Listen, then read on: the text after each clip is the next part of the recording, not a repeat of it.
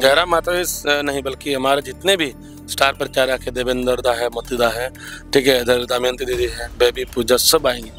Total आएंगे। यहाँ पर आर्ट को आग लगा दीजिएगा। आर्ट को 80 कैसे तब्दील करेंगे, उसके लिए जो कुछ भी करना पड़े हम लोग सारा फॉर्मूला तय कर लिए। उम्मीदवार का भी जब घोषणा होता है, नोट से नहीं, पैरवी से नहीं, या इंटरव्यू से सिलेक्शन होता है। जिला अध्यक्ष का सिलेक्शन होता है इंटरव्यू बोर्ड से।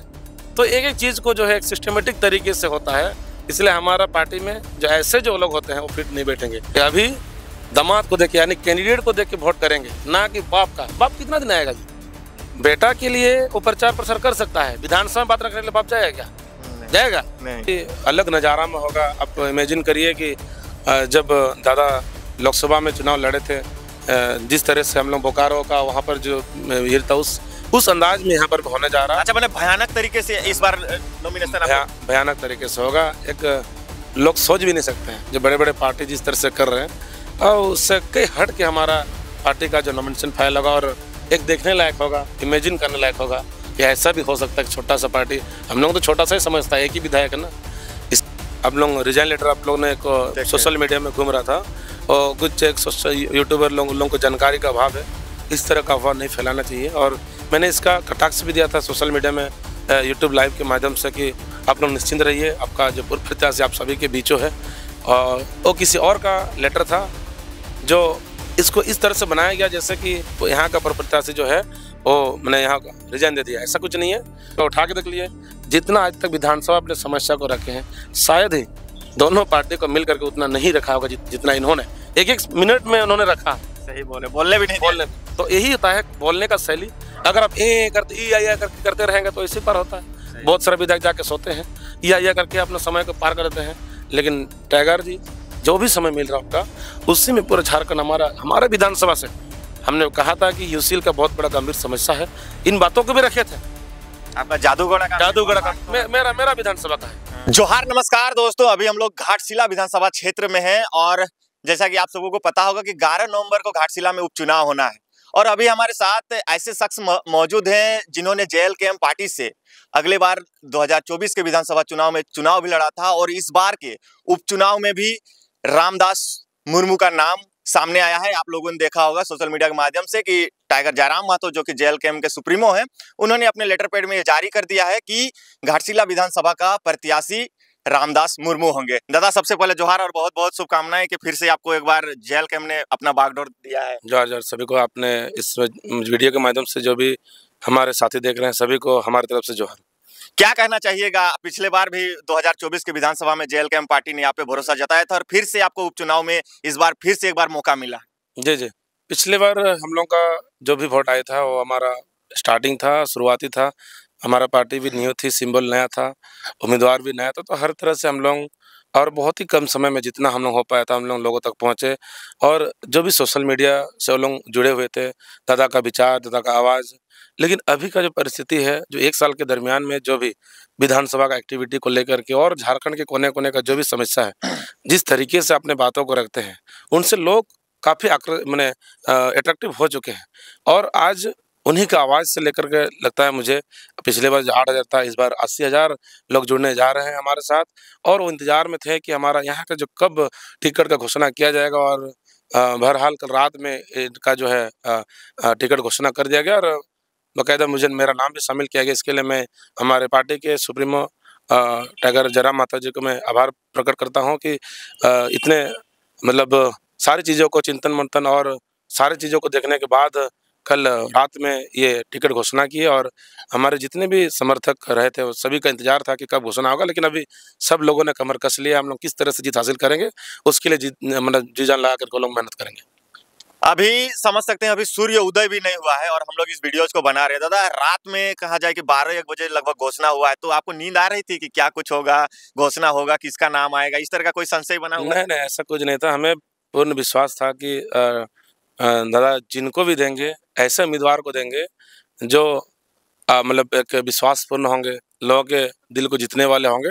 मुझे यकीन था, इसलिए मुझे कोई डर नहीं था। और हमें पूर्ण विश्वास था, जिनको भी देंगे, हमारा पार्टी का जो भी रूल एंड रेगुलेशन होता है, बड़े सिस्टमेटिक से होता है, सब कुछ बेहतर तरीके से होता है। इसलिए मुझे ऐसा कतई नहीं लगा। और हम लोग इंतजार कर रहे थे कि कब देगा, बस हम लोगों को टिकट का घोषणा होना चाहिए था।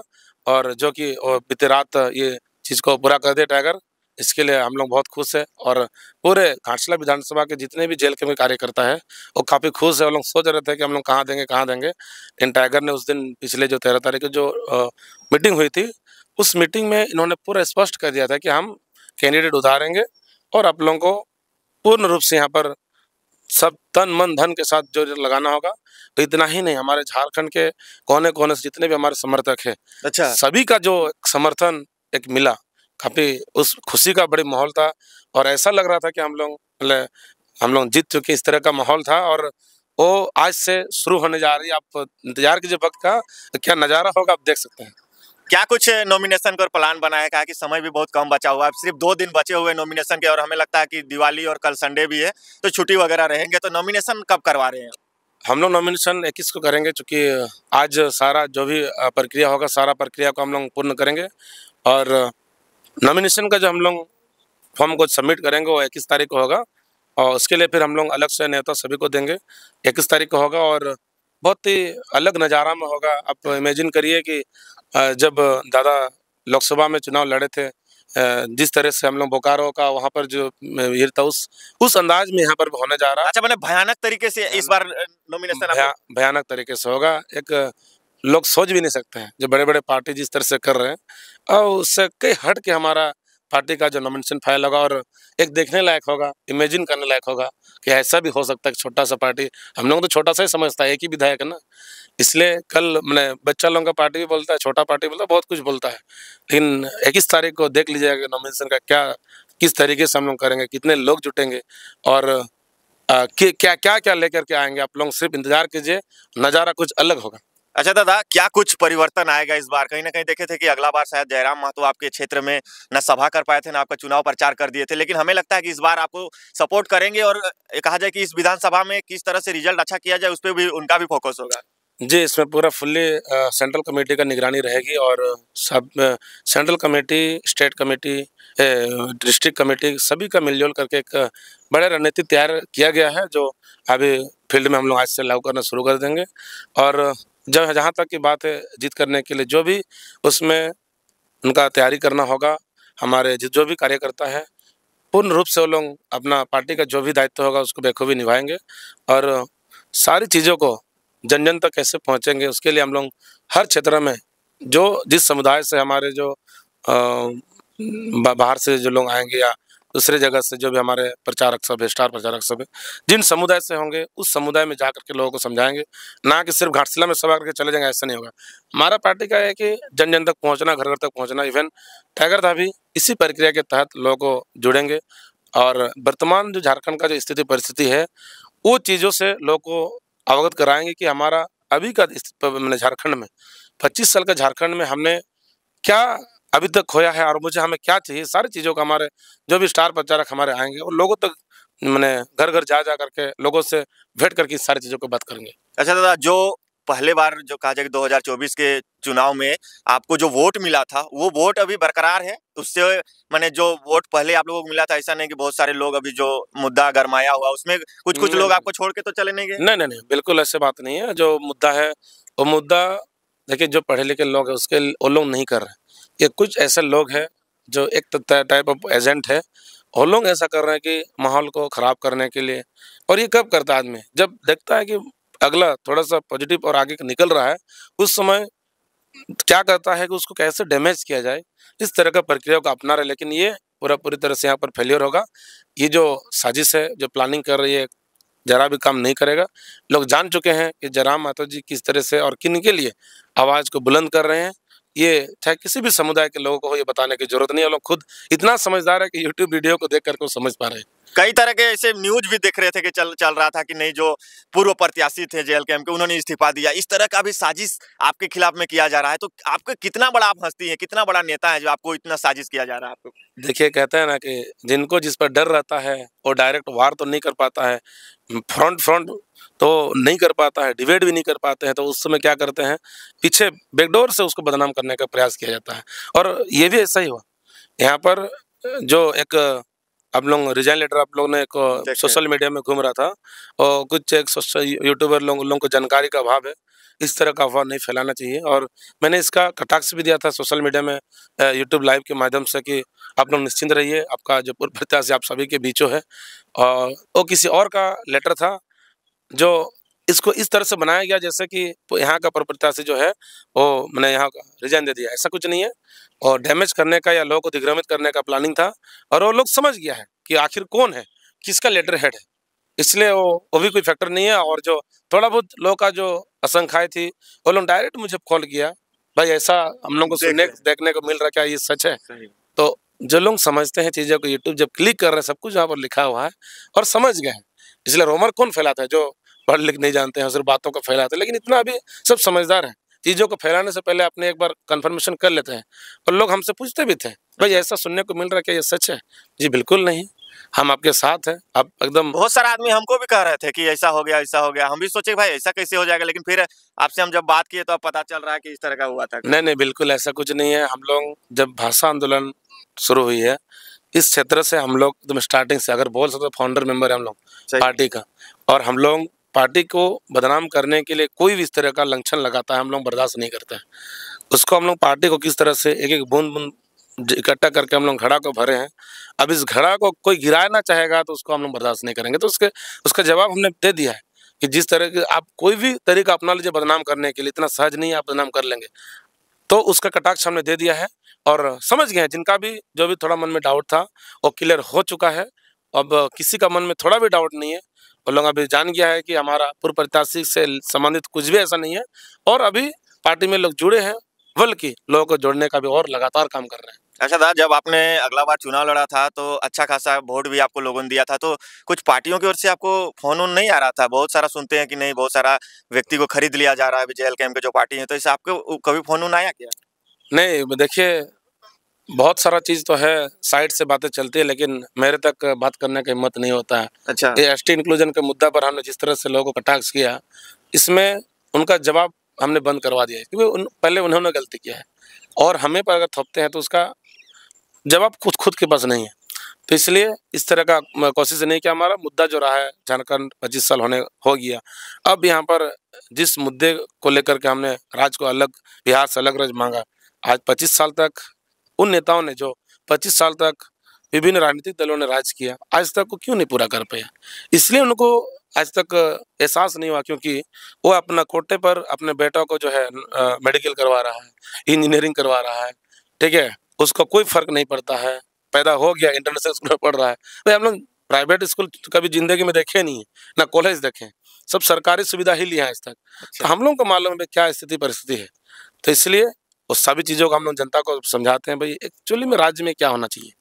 आज अगर सरकारी सुविधा, नेता अगर सरकारी सुविधा, गाड़ी बंगलो, डीजल, पेंशन सब कुछ ले रहा है, तो भाई एजुकेशन और स्वास्थ्य क्यों नहीं लेना चाह रहा है? वो भी लेना चाहिए। बिल्कुल, आप पेंशन लेंगे सरकारी, आवास लेंगे सरकारी बंगलो, और आपका लेंगे नौकरी लेंगे सरकारी, तो स्वास्थ्य और शिक्षा क्यों नहीं लेंगे? सब दिल्ली में इलाज कराता है। यही ना बात है। आप अनुमंडल हॉस्पिटल बगल में आपको दिखा देंगे क्या स्थिति बना के रखा है। डॉक्टर नहीं रहते हैं, ये नहीं, सीएचसी सेंटर आपको चारों तरफ घुमाएंगे। आप मेरे साथ रहिए, चुनाव तो आपको जितना भी क्षेत्र का जो सीएचसी है, क्या स्थिति बना के रख दिया। और ऐसा ही होता है यहाँ का, ना तो जो डॉक्टर है उनका परिवार ना खुद कभी इलाज करते उस हॉस्पिटल में, और जो यहाँ का जो टीचर है स्कूल का, ना कभी जिंदगी में अपने बच्चों को उस स्कूल में पढ़ाते हैं। ऐसे ही होता है। लेकिन क्यों भाई इतना भेदभाव क्यों? आप अगर कारीगर हैं, आप अगर अच्छा खाना बनाते हैं, तो उस कढ़ाई से खाने में आपको क्या दिक्कत है? सही बात है। हैं? आप अपने लिए अलग क्यों बना रहे हैं? इसका मतलब आप उस कढ़ाई को खाना सही नहीं है। बात यही है ना। आज जो भी नेता मंत्री है, अगर कहते हैं कि सरकारी एजुकेशन सिस्टम में हमने इतना कुछ कर दिया, तो अपने बेटों को इसमें क्यों नहीं पढ़ाते हैं?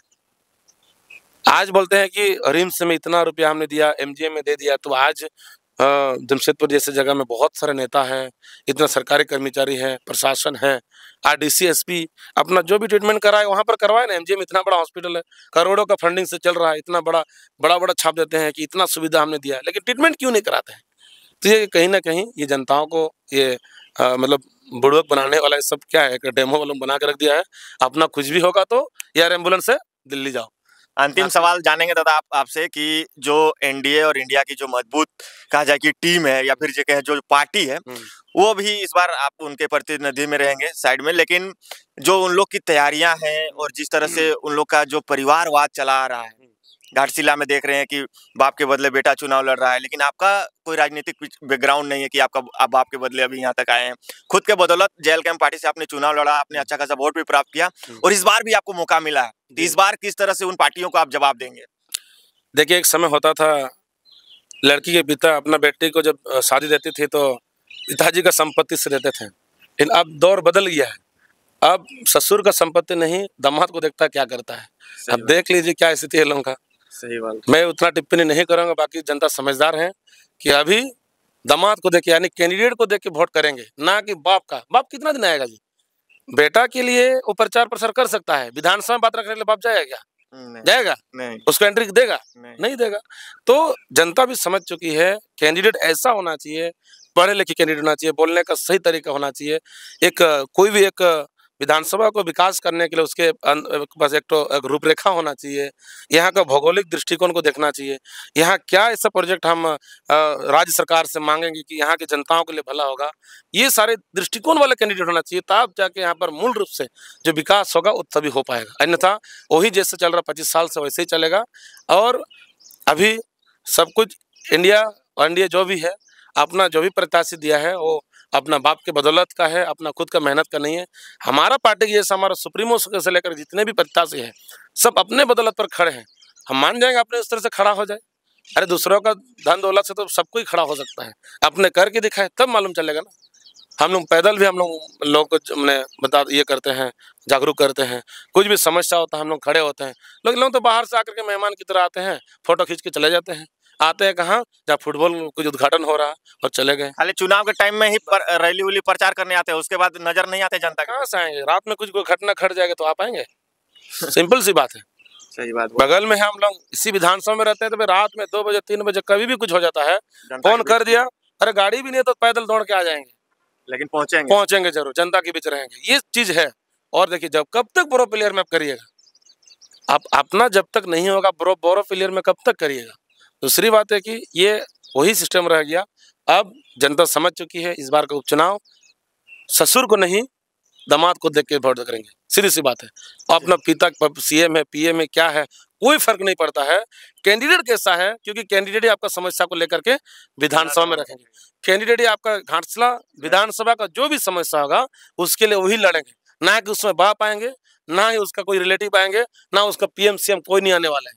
इसलिए जनता समझ चुकी है, इस बार का जो चुनाव होगा कैंडिडेट को देख के वोट करेंगे। और लोकल कैंडिडेट को का डिमांड होगा, क्योंकि हर सुख दुख में दिन हो या रात हो 24/7 जब भी फोन करे कम से कम उसका फोन से वहां तक पहुंचे। दूसरी बात है कि अब यहाँ क्या हो गया है, किसी को भी समस्या होता है तो समस्या को बताने के लिए दूसरे विधानसभा जाना पड़ता है। ये सबसे बड़ी समस्या है। ऐसा कहा है? कैसे नहीं होगा? अब है यहाँ पर मान लीजिए, हमारे यहाँ पर दिवंगत जो रामदास सोरेन जी थे, पूर्व हमारे जो विधायक थे, मंत्री भी रहे थे। अब मान लीजिए कोई झाटे झरना का आदमी कुछ भी समस्या होगा, अब समस्या घाटशिला में अगर विधायक जी मिलेंगे तो बात ना करेंगे, अब जाएंगे कहाँ? घोड़ाबंधा। अच्छा, वहाँ उनका घर रहते हैं, घोड़ाबंधा में, टाटा टेलीकॉम में। तो अब बताइए, झाटी झरना, यहाँ से झाटी झरना कम से कम आपका 28-30 किलोमीटर है, और यहाँ से टाटा आपका 36-40 किलोमीटर है। वहां से आदमी कैसे जाएगा जी? फिर आपको अपना समस्या बताने के लिए भी गाड़ी भाड़ा करके वहां तक जाना पड़ेगा। बात समझ रहे हैं? इसलिए जनता अब वो नहीं चाहते हैं, वोट देते हैं इसलिए कि अपने समस्या जो भी होगा समाधान जनता के बीच में करना चाहिए, ना कि अपने समस्या के लिए भी हम गाड़ी भाड़ा करके उनका घर जाए समस्या समाधान कराने के लिए। इसलिए इस बार का चुनाव यूनिक तरीके से होगा। जब 25 साल में लोगों ने जो गलती किया वो अभी समझ रहा है।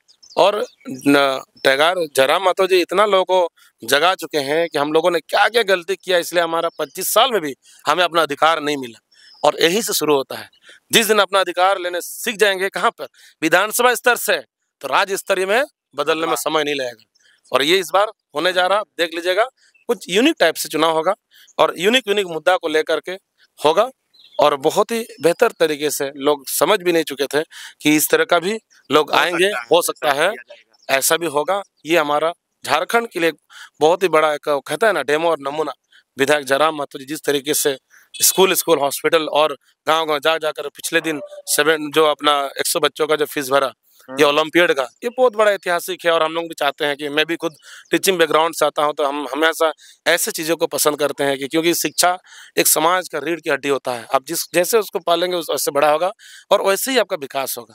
और शायद मुझे ऐसा लगता है कि पूरे 81 में विधायक में से जिस तरीके से हमारा सुप्रीमो काम कर रहे हैं, वो अलग अंदाज में काम कर रहे हैं और नीचे ग्राउंड स्तर से मजबूती करने के लिए। अभी तो 81 पे एक भारी लोग बिल्कुल, आप देख लीजिए, सबका उठा के देख लीजिए, जितना आज तक विधानसभा अपने समस्या को रखे हैं, शायद ही दोनों पार्टी को मिल करके उतना नहीं रखा होगा जितना इन्होंने एक मिनट में उन्होंने रखा। सही बोलने भी नहीं, बोलने भी तो यही होता है बोलने का शैली। अगर आप ए करते ई आई करके करते रहेंगे तो इसी पर होता है। बहुत सारे विधायक जाके सोते हैं, ई आई करके अपना समय को पार करते हैं, लेकिन टाइगर जी जो भी समय मिल रहा है उनका, उसी में पूरा झारखंड हमारे विधानसभा से हमने कहा था कि यूसीएल का बहुत बड़ा गंभीर समस्या है, इन बातों को भी रखे थे। आपका जादूगढ़ का मेरा विधानसभा का है, क्योंकि घाटशिला विधानसभा ऐसा है कि पूरा उत्तर दक्षिण पूरा पश्चिम में यूरेनियम मतलब खनिज संपदा से भरा है। अब किधरों भी चले जाइए, आपको हम घुमाएंगे। अब पूरब में है आपका पन्ना जो ग्रीन वाला होता है, बालू, व्हाइट स्टोन, बहुत सारी चीजें। पश्चिम में चले जाइए यूरेनियम, उत्तर में चले जाइए आपका मैंगनीज का पूरा स्टोन है पर झाड़ झरना में, चले जाइए दक्षिण में आपका कॉपर से भरा पड़ा अभ्रक कॉपर। तो यहाँ पर खनिज संपदा का भरपूर यहाँ पर है, लेकिन यहाँ पर चलाने आना चाहिए। 25 साल में एचसीएल को भी खा दिया, सेंट्रल गवर्नमेंट और स्टेट गवर्नमेंट दोनों की नीति से। आज एचसीएल का कुछ खदानें हमें सुनने में आया कि बंद है अभी, वो सब भी आप लोग बिल्कुल चालू कराने का प्रयास। ये बंद क्यों हो रहा भाई, सोचने वाली बात है।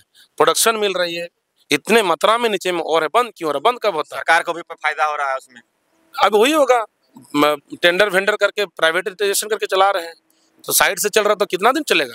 सही बात। अगर सिस्टमेटिक तरीके से चलेगा तो लोगों को रोजगार भी मिलेगा और सरकार को भी रॉयल्टी मिलेगी। लेकिन अगर आप सिस्टमेटिक तरीके से नहीं चलाएंगे तो जाहिर सी बात होना ही है। मैं जेलकेम को एक बार आप सौंपा दीजिए, एचसीएल को कैसे चलाना है, माइंस को कैसे चलाना है, वो हम लोग चला के दिखा देंगे। बस एक बार मौका मिल जाए, उसके बाद मालूम चलेगा क्या है।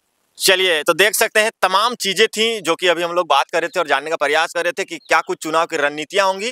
और बहुत ही भयानक टाइप से इस बार का कहा जाए कि घाटशिला का जो उपचुनाव होने जा रहा है, इसमें बहुत ही नया चीज आपको देखने को मिलेगा। जेएलकेएम के सुप्रीमो भी यहाँ पे आएंगे और जनसभाएं करेंगे, क्या माहौल होगा, तमाम चीजें हम इस चैनल के माध्यम से दिखाएंगे।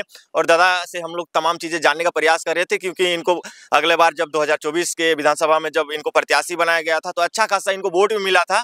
उस टाइम ना ही जयराम महतो को इनको समर्थन मिला था और ना ही किसी लोगों ने इनको सपोर्ट किया था। उसके बावजूद भी 8000 लोगों ने इनको वोट दिया था। तो इस बार समझिए इनका कहना है कि 8 को अब 80 कैसे करना है, इसका पूरा प्री प्लानिंग बना लिए है। तो चलिए आप लोग कमेंट कीजिए। और आज ही इनका नाम भी आया हुआ है, 21 को नॉमिनेशन कराया जाएगा जेएलकेएम पार्टी का। जयराम महतो भी आएंगे नॉमिनेशन? बिल्कुल आएंगे। जयराम महतो नहीं बल्कि हमारे जितने भी स्टार प्रचारक है, देवेंद्र दा है, मोती दा है, ठीक है, इधर दमयंती दीदी है, बेबी पूजा, सब आएंगे। टोटल आएंगे। यहाँ पर 8 को आग लगा दीजिएगा। 8 को 80 कैसे तब्दील करेंगे, उसके लिए जो कुछ भी करना पड़ा हम लोग सारा फॉर्मूला तय कर लिए। एक व्यक्ति आप थे तो आप अकेले उतना कर लिए, तो जब 50 व्यक्ति आएंगे तो हमें लगता है कि आप लोग कन्वर्ट भी कर लेंगे, कहा कि जेएलकेएम में तो सब चीज मुमकिन है। हमारा कोई दिग्भ्रमित वाला मुद्दा नहीं है, हमारा जमीन से जुड़ा मुद्दा पर हम लोग बात करते हैं।